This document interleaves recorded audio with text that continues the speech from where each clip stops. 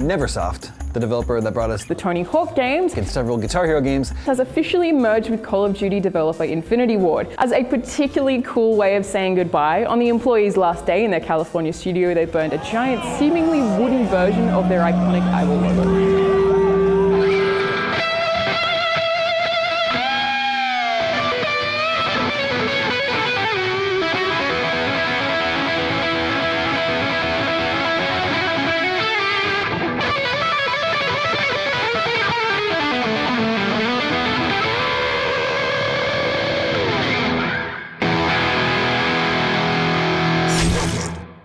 Video games have become a $4 billion a year business.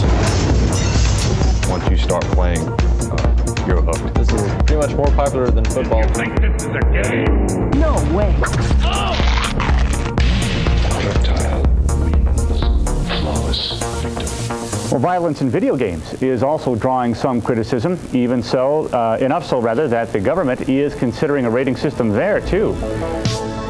1994, the year of the ESRB, Mick West, Joel Jewett and Chris Ward decide to break off from Malibu Interactive and form their own company, Neversoft, with the aim of developing games for the fourth generation of home consoles.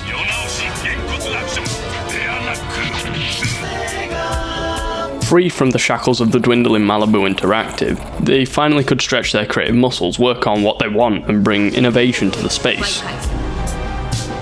Not long after establishment, they struck their first deal. Playmates Toys contracted them to make a game about skeleton warriors, a cartoon that would release alongside a line of toys they had in pipeline. 5 months into development, the game was canned by Playmates. They wanted them to restart and develop it for the Sega Saturn instead. And remember, look for Sega Saturn. It's out there.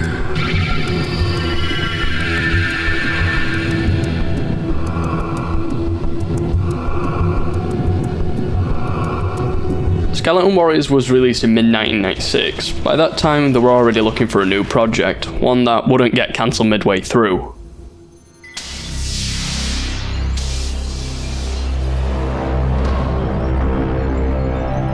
Throughout 6 months of 1996, Crystal Dynamics hired Neversoft, now boasting around 20 employees, to create a game based on the Marvel character Ghost Rider. This project was inevitably cancelled too, financial problems the reason as to why. Your hands are harmed by the ghost flames. This can only mean your heart is pure. That same year, Sony picked him up to develop the game known as Big Guns. This project would also get cancelled mid-development, as Sony weren't impressed with the constant design changes. One game published out of 4 full projects. Turmoiled, both financially and in mind state, they arranged a meeting with a particularly big client, looking to reinvigorate life into an internal project. Would this be their big break, or would it spell the beginning of the end? Man, look at those legs and get a load of that veneer. She could turn up my volume. Don't encourage them. Let's go to the fab shop.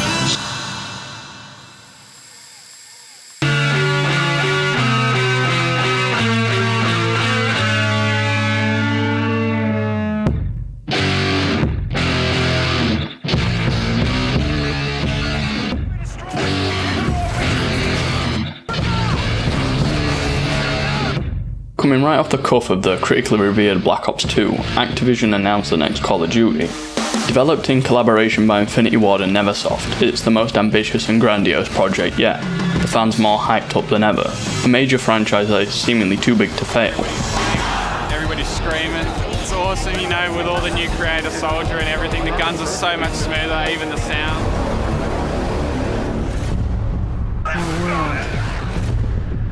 Broken. In a departure from the traditional Spec Ops or Zombies mode, Neversoft swung big yet again, instead opting for a new mode where you fight off a cryptid apocalypse. Would this turn a new leaf for the franchise, or would it be a misstep? Well, there's only one way to find out. Let the fans and critics speak.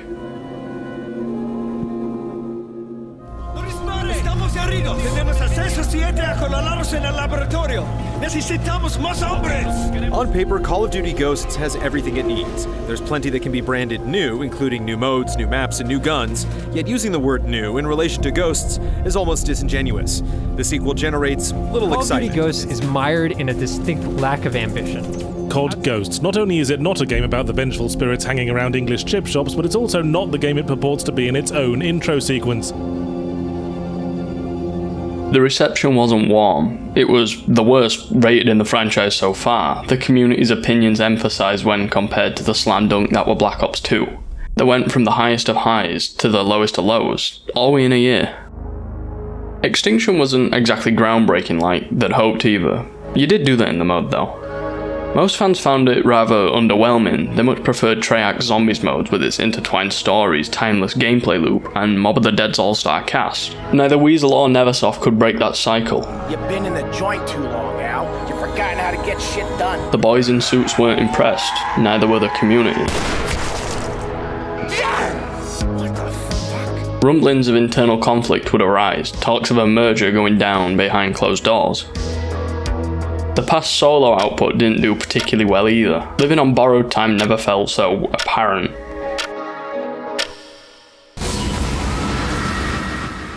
In 1998, Neversoft met with Activision and struck a deal to work on one of their internal projects, named Apocalypse. The game would feature Bruce Willis, arriving from The Fifth Element the year prior as the main character, Trey Kincaid. Neversoft finally started to hit their stride. The string of bad luck with publishers seemed to have ended. As a matter of fact, it was going brilliantly. Activision were extremely impressed with the progress, and provided Neversoft with an offer they simply could not refuse, an opportunity to start working on a prototype for a new skateboarding game. So they allocated a few devs with the expectation that this would be the next project. Apocalypse released late 1998 to middling reviews, but what can you do? What's done is done. Time to move on. Full dev allocation onto the next project.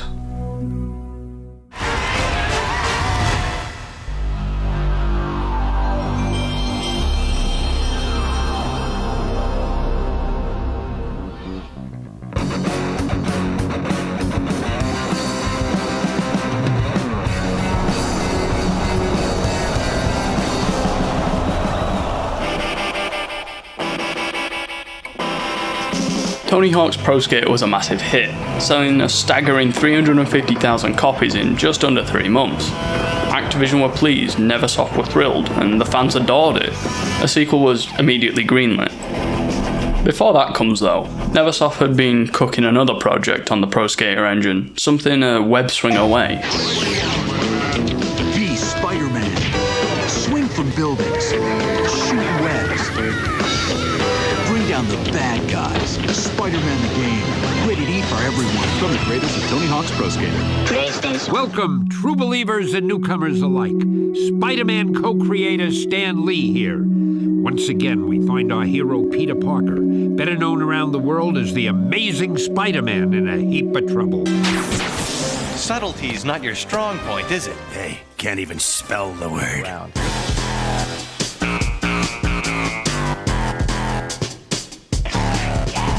But we've learned a lot over the years. For example, like on the Tony Hawk game, we've got the professional skaters coming in, helping us with the game, testing it, giving us advice. So on Spider-Man, you know, it's kind of like the same thing. Spidey, I got the new rev for you. Thanks, Chad. I'll have that bug report for you as soon as possible. At this point, I'm really looking forward to finding out what people think. We're getting to that point, you know, in the process where we can completely see the end, and we got a pretty damn good feeling. Face it, Tiger. You just hit the jackpot. Spider-Man was a critical and commercial success, reeling in old fans and ushering in a new generation of them. The game revolutionized the superhero action-adventure genre.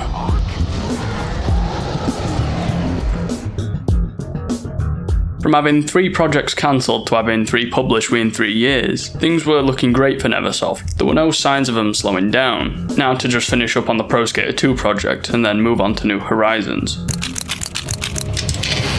Everything that ever was, all that ever will be, converges onto this moment. After 5 retail Guitar Hero releases in 2009, Activision and Neversoft has scaled the series toward just one stop this year. Guitar Hero Warriors of Rock came out swinging in 2010, a love letter to die-hard fans of the series as opposed to their more casual-centric previous entry in Guitar Hero 5. Due to this, critics weren't exactly pleased, panning it across the board and tainting its perception amongst players. claims of it being uninspired being more or less the same as the last, and not pushing the series forward led to its demise just moments after its arrival. The choice to keep out actual musicians in the band lineup soured a few, although you could argue that the past efforts adding them in did the same, just to a different crowd. Lack of 27 club members aside, the dedicated fans and lukewarm reception weren't enough to keep the investors happy. The future of the series was put into question, especially since the rivals in Harmonix were developing the Rock Band series. Not 1 month after, Harmonix would release Rock Band 3 to universal acclaim. The future was, well, not looking great for Neversoft. After developing 6 Tony Hawk games consecutively, it became clear that Neversoft's creativity were being squashed and stifled. The ship was slowing down, sailing to stagnation at a yearly rate. A deadeye was needed to help control the line and steer the ship in a new direction.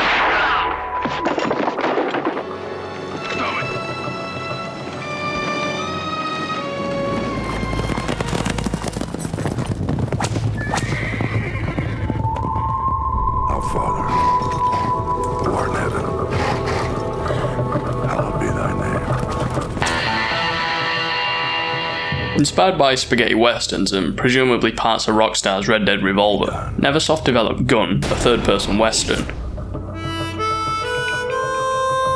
A far departure from the new wave, Gun took it back to the 19th century South, with a cast of established actors such as Ron Perlman, Lance Henriksen, and Brad Dourif to bring life to the characters.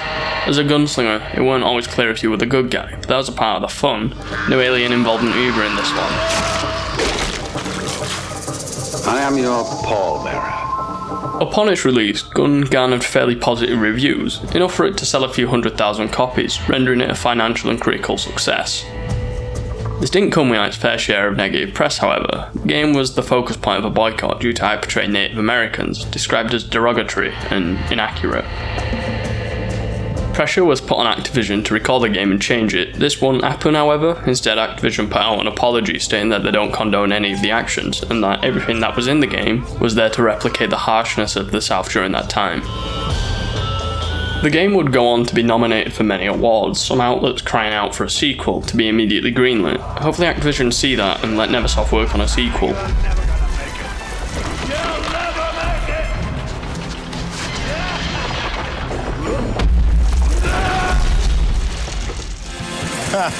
You corny sods. Guitar Hero. So we're the best of the bunch. I like it. That's all I can tell you. I bloody well like this game, and I normally don't. Well, I like a lot of video games, but this one I really like.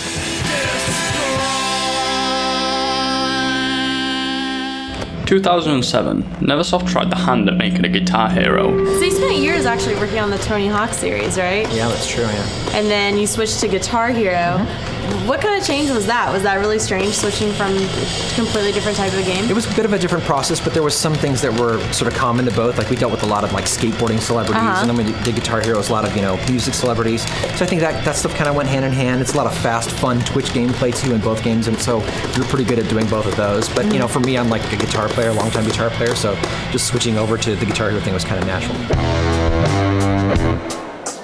Right now, we have over 100 people here for the Guitar Hero 3. Guitar Hero 3, because it's going to be amazing. It's the greatest Guitar Hero game ever made in all the trilogy of Guitar Heroes. Ever. No doubt about it. No doubt about it. The first entry into the series was, well, a smash hit, garnering praise all across the board, heralded as the best in the franchise so far. They also picked up a world record while they were at it. All was going well for Neversoft. The money's rolling in, the fans roaring for more, Activision and the suits happy. It couldn't get much better. The franchise hit a new high under a new studio. The only way is up. Skateboarding is like there are no rules. I mean, that's the essence of skateboarding. The first Tony Hawk demo was Bruce Willis with his machine gun slapped on a skateboard, a half pipe and a bowl just dropped in the middle of an apocalyptic city. And well, on our side, there were a lot of people at Neversoft that were passionate about skateboarding, and when the idea came over from Activision, we just jumped all over it. It was really like a complete no-brainer. Neversoft's Gun was a return to form, however they would have to return home and take care of the next 2 Tony Hawk games. It seems that the main job within Activision was to keep playing it safe, ensuring that every game is commercially successful, even if that meant their output being quite dull. We had been doing here a lot of Tony Hawk games here at Neversoft, and now wanted to start something new as well. During the development of American Wasteland, a new type of game was taking over. Rhythm games were on the up and up, Guitar Hero leading the charge. Activision published Guitar Hero 2 on the Xbox 360 and decided it was in the best interest to purchase the party responsible for the rights to it, Red Octane, for a staggering $100 million. Red Octane didn't develop the games, however, they were just the publishers. The developers of the series up until the sale were Harmonix, who, as a result of this, struck a different deal with a new company to continue developing rhythm games.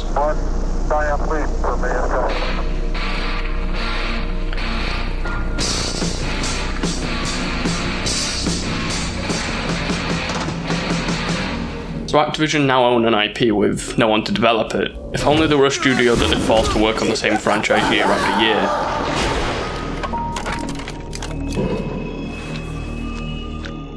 They do. So in 2006, Activision penned a deal with Neversoft for them to carry the torch and develop the Guitar Hero series. Finally something different, albeit more of the same style of work, but something up their alley considering the whole branding. Is this the breath of fresh air that we're hoping for? Or is it going to be the same song and dance, entering into a state of development purgatory to please the publisher, just like Pro Skater?